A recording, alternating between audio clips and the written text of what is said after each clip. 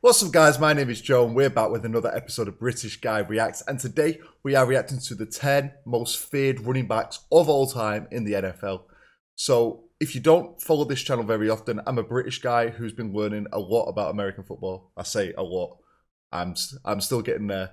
One of the first things that I did find really interesting and fun to watch whilst I was learning about it was the running game. It fascinated me, the quick feet, the big guys moving 100 miles per hour. So today we're looking at the 10 of the best ever to do it. If you enjoyed the video, subscribe to the channel, comment down below on other types of videos you want me to react to. Let's get straight into this one. Let's go. If you needed a yard, everyone on this list could get you 3. We're talking the greatest power back. Also, I've not chosen these 10. If there's someone missing from the list, ain't my fault, but you can let me know down in the comments who is missing from the list. Ever. Okay. A countdown of the top 10 most feared runners I don't really know the history. names of any massive ones at the moment. I know Derrick Henry from Tennessee Titans. I really enjoyed watching him. Jim Taylor. Okay. Taylor Big was Jim. a member of the original Thunder and Lightning, but he was so much more than that. The Green Bay Packers selected the best running back of their legendary franchise in the 1958 NFL Draft. A part of Lombardi's legendary Packers sweep, Taylor ran for a still-standing franchise record 81 touchdowns. Ooh. If it was near the goal line, just give Taylor the ball and add the 6 points. Give it to Big Jim. Jim will get it done. While his running mate, Paul Hornung, was flashier, Jim Taylor was the Packers' trusted back on 3rd and 4th down. Ray Nitschke said, he hurt you when you tackled him. The craziest part of Taylor's bruising style was that he never got hurt. He only missed 4 games in the 60s. In 1962, Taylor was a one-man show and led the league in rushing yards while scoring 19 rushing touchdowns. That year, Taylor was the lone back for the Packers, and it was the only year that legend Jim Brown didn't win a rushing title during his career. Taylor was named MVP. Jim's hard hat style made him the first player to have 5 straight 1,000-yard seasons and is the most underrated player on this list. Mike Alstott. Mike Alstott has the easiest fullback highlight tape ever assembled. Some people bounced off tacklers, but the A-Train made tacklers bounce off him, exploding through the A-gap like a bull who just got let out of the pen. Everyone in the stadium knew near the goal line that number 40 was getting the ball, and he was still unstoppable, even on the biggest stage. Yo, this guy's stacked. He's massive. Look at him. He blew through the defense to score the first touchdown of Super Bowl 38. He had these big, bulky shoulder pads and calves that doubled his tree trunks. And if you took a quick glance, you'd think he should be out there stealing Mario's princess instead of bowling over NFL players. Alstott trucked defenders to 6 Pro Bowls and 3 All-Pros, retiring the franchise rushing touchdown leader for the Tampa Bay Buccaneers. Larry Zanka. Larry Zonka. There aren't many Super Bowl MVPs on this list, which is a huge flex for Larry Zonka. Imagine one of the most powerful men in football running at you with a broken and bloody nose. If he doesn't care do I want to imagine that? Probably don't want to imagine that. about his own body, he definitely isn't going to care about yours. Just ask John Pitts, who Zonka struck so hard he knocked him out. That's the first and last time we ever saw a running back get called for unnecessary roughness. Zonka never stopped moving his feet, wearing out tacklers as he carried them past the white line. His nickname was Zonk. Be honest, do you want to come up and tackle a dude named Zonk? In 1972, he was the battering ram for the perfect Miami Dolphins, and in '73, he broke the Super Bowl rushing. Someone told me about that. I asked in the comments to let me know if anyone had ever gone undefeated in a season, because the Eagles were like 13-1. And someone said the Miami Dolphins did it back in '72, and this guy was part of it. Zonk record at the time with 145 yards and 2 touchdowns to win MVP. His former offensive line coach Monty Clark said it better than we'll ever be able to. When Zonka goes on safari, the Lions roll up their windows. How many power backs lead the NFL in yards per attempt? It's wild what Zonka accomplished. Larry Zonka defined what a fullback should be. Marshawn Lynch. Okay, so one thing I was just going to say is these first 3 guys have been like from the past, and there's nothing wrong with that. They could be like 3 of the legends of the game. I just wonder how these older generation would stack up against the new generation in the modern game, because I feel like with sports science involved now, like the way people eat and train and the money involved in the sport now, I bet the modern guys, they've got to be quicker and stronger and just all round bigger beasts. You know what I mean? With all the science behind it now, it would be interesting. We'll never know the answers to that question, but you guys can let me know your thoughts and opinions on that one. I'm not taking away from the legends, because it's the same in every sport, right? The game changes, but be interesting to see. Maybe some stats to back it up. You know why we're here. Guys, 93.4% of you watching this video right now still aren't subscribed to the channel. That's so many people. That's such a big percentage. Please, if you've watched 1 or 2, 3 or 4 videos, just click the subscribe button. Just do it for me. Come on. We're trying to hit 10K as quick as we can.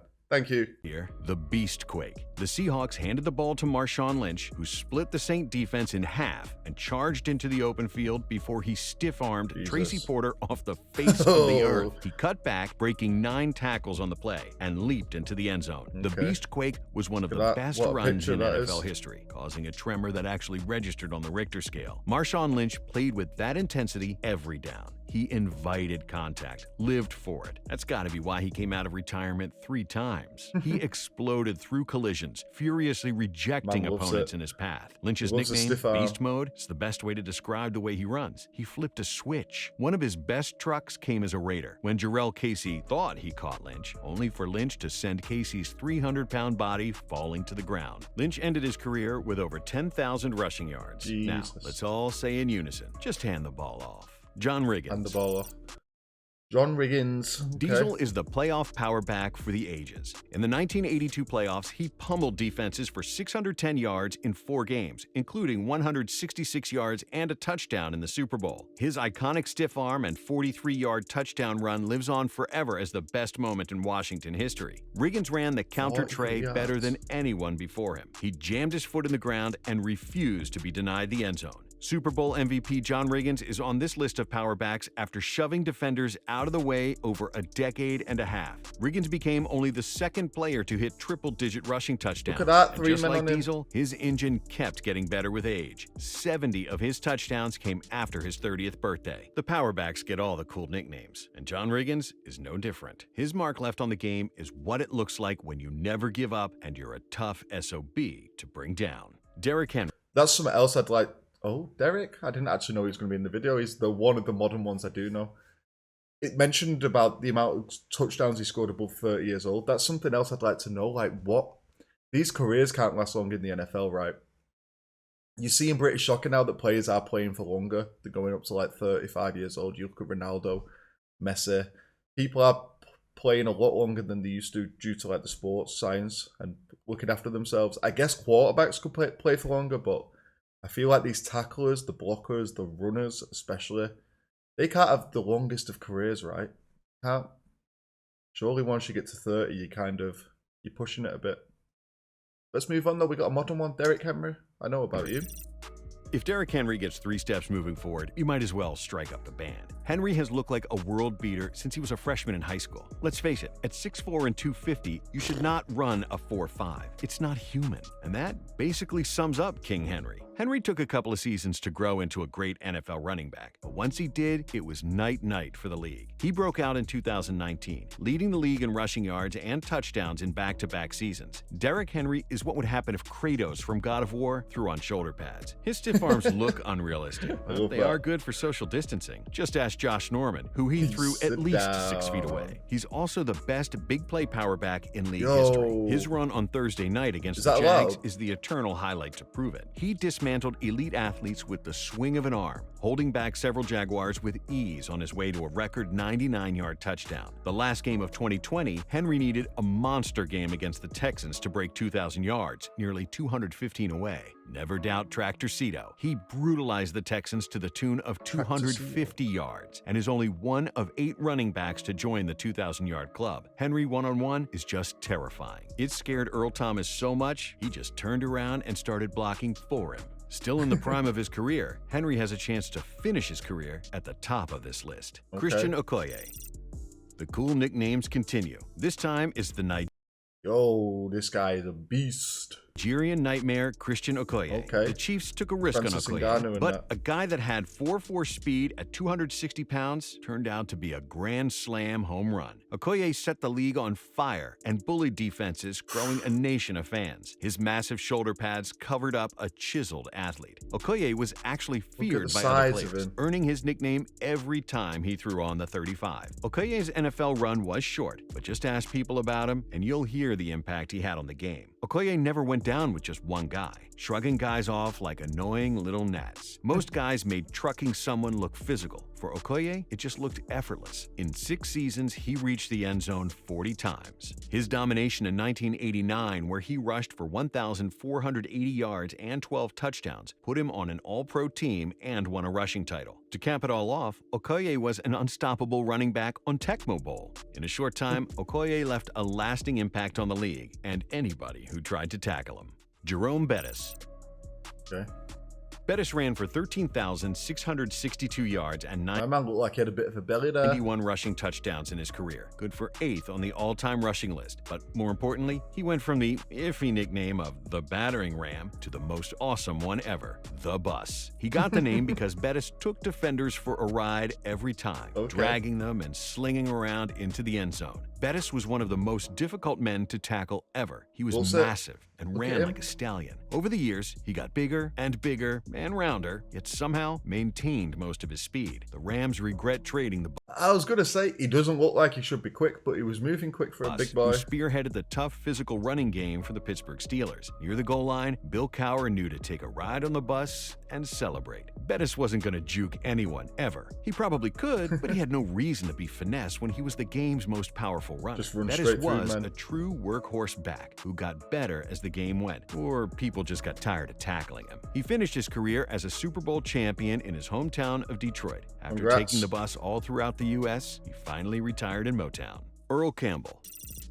Earl Campbell was a unit. Coming out of high school, former Oklahoma and Cowboys head coach Barry Switzer said he was so good he could skip college and go straight to the pros. The Houston Oilers traded the farm to get Campbell, and he paid them back immediately. In his first 3 seasons, he was an All-Pro, won the rushing title, and was named Offensive Player of the Year each season. Campbell was named MVP in 1979. But you're here to see the best power backs of all time, and Campbell was just that. For those 3 years, he was the most feared man in all of sports.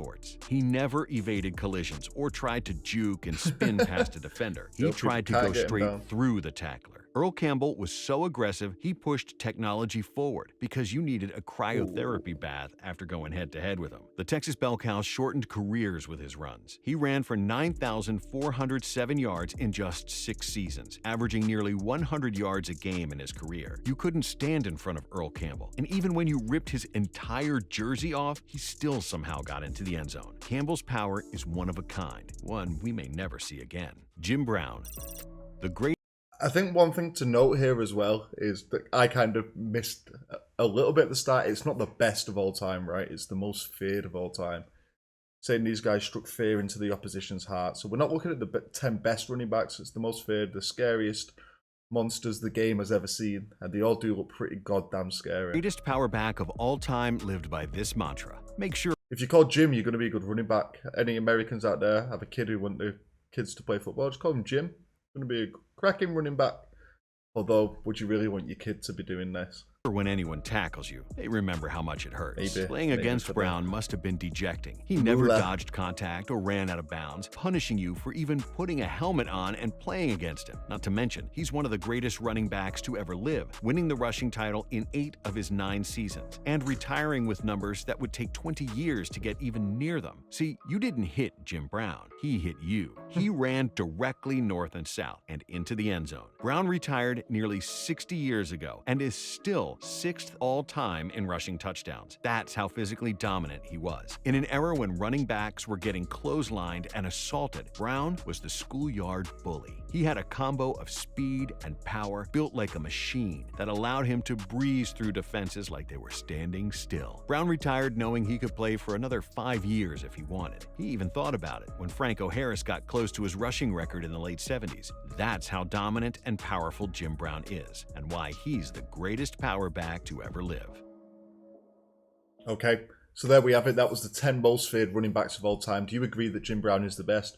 Who's missing from the list? I need answers, guys. You got to let me know down in the comments. Subscribe to the channel so you don't miss any future sports and USA reactions. And if, in case you guys do recommend me a video, you know, it might come up. I'll give it a like. I'll comment if I am going to react to it. So keep your eyes peeled. I really enjoyed this video. It's always good to learn a bit more about American football every time we do some of these videos. It gives me a bit more knowledge to put in the bank, and we can use it going forward. Hope you enjoyed the video. See you for the next one. Take it easy. Peace.